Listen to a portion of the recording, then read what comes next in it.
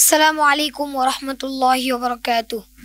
ওয়ালাইকুম সালাম ওয়া রাহমাতুল্লাহি ওয়া বারাকাতুহু। ফারহান পিয়াল, তুমি কেমন আছো?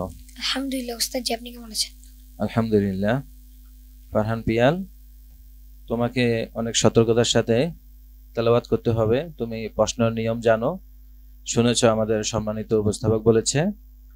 প্রথম প্রশ্ন তোমাকে তেলাওয়াত করতে হবে, আর দ্বিতীয় প্রশ্ন যখন তোমাকে করা হবে তখন তুমি 10 সেকেন্ডের মধ্যে এই আয়াতটি কোন পারার কোন পৃষ্ঠায় আসছে সেটা তোমাকে বলে দিতে হবে।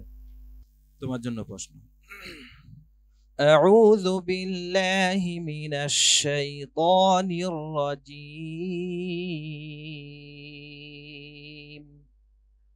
بسم الله الرحمن الرحيم. إن تعذبهم فإنهم عبادك وإن تغفر لهم فإنك أنت العزيز الحكيم.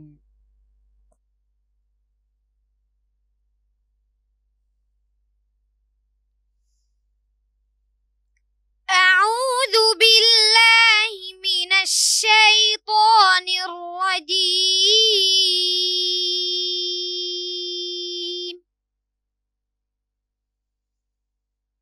بسم الله الرحمن الرحيم.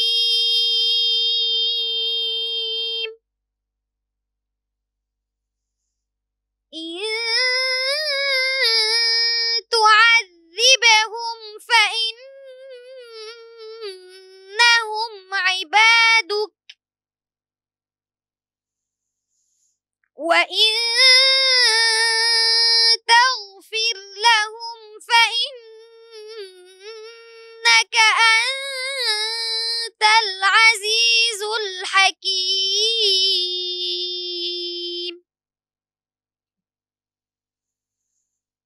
قال الله هذا يوم ينفع الصادقين صدقهم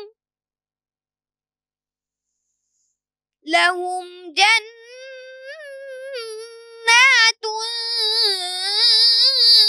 تجري من تحتها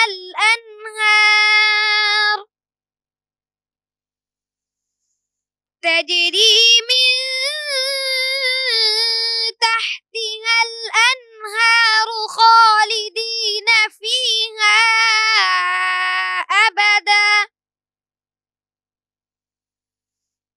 رضي الله عنهم ورضوا عنه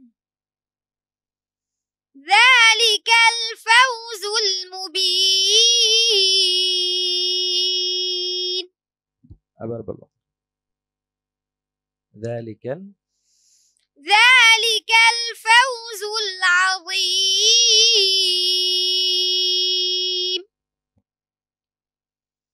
لله ملك السماوات والأرض وما فيهن وهو على كل شيء قدير.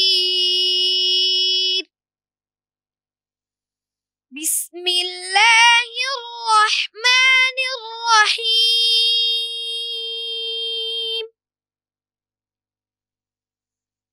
الحمد لله الذي خلق السماوات والأرض وجعل الظلمات والنور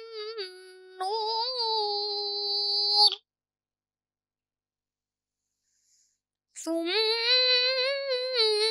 الذين كفروا بربهم يعدلون. حسبك. তোমার দ্বিতীয় প্রশ্ন। أعوذ بالله من الشيطان الرجيم. قل لن يصيبنا إلا ما كتب الله لنا هو مولانا وعلى الله فليتوكل المؤمنون. 10 নম্বর পড়া 14 নম্বর পৃষ্ঠা। ما شاء الله. صدق الله مولانا العظيم. السلام عليكم ورحمة الله وبركاته. মাশাআল্লাহ। আমরা বুলেট ট্রেনের নাম শুনেছি, মানে আমার মনে হচ্ছে বুলেট ট্রেনের যে ধরনের বৈশিষ্ট্যের কথা রয়েছে, ফারহান পিয়ালের কাছে ওই বুলেট ট্রেন ফেল।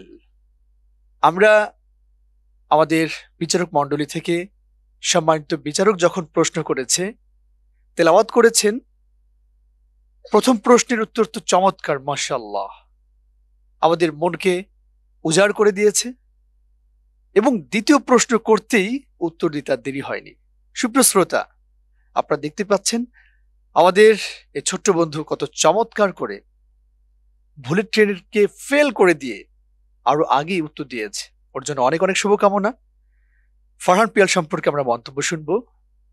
মন্তব্য করবেন হাফেজ মাওলানা মাহমুদুল হাসান সাহেব। মাশাআল্লাহ মাশাআল্লাহ, বারাকাল্লাহু ফি হায়াতি।